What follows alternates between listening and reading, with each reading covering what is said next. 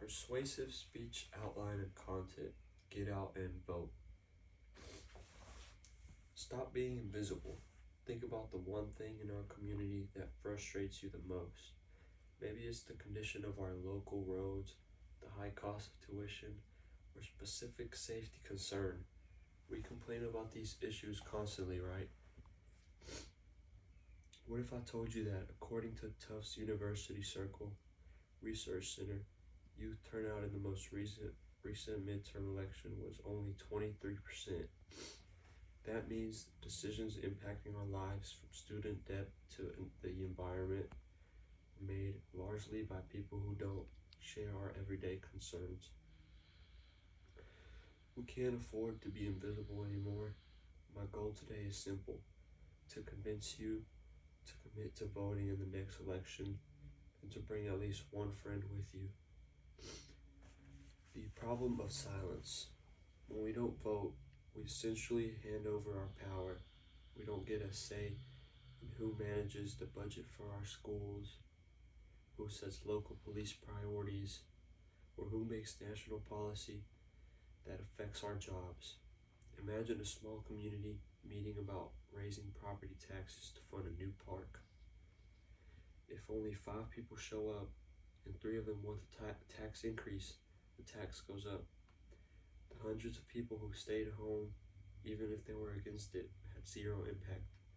Silence is agreement. Furthermore, an AP NORC poll found that a significant number of young adults are disillusioned, believing democracy isn't working, and are less likely to say voting is important. This frustration is understandable, but it only reinforces the pattern. Policies are written for people who consistently vote. If that's not us, our needs will be ignored. The simple solution. The good news is that the fix is easy. We vote.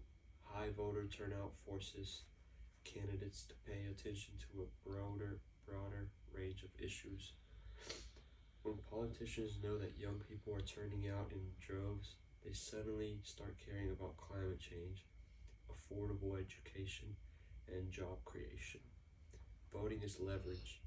It is incredibly simple, while some cite lack of time or information as barriers. You can check your registration status online in under a minute.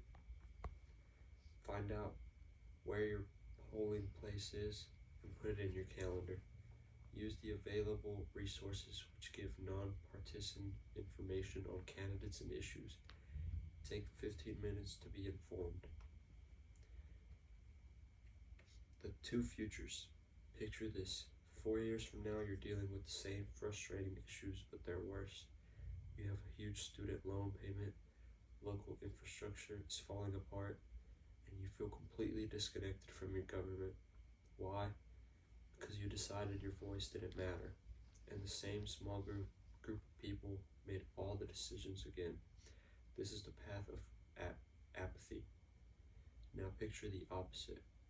We see record turnout. We know high turnout is possible because nearly half of young people, 47%, cast a ballot in the 2024 presidential election.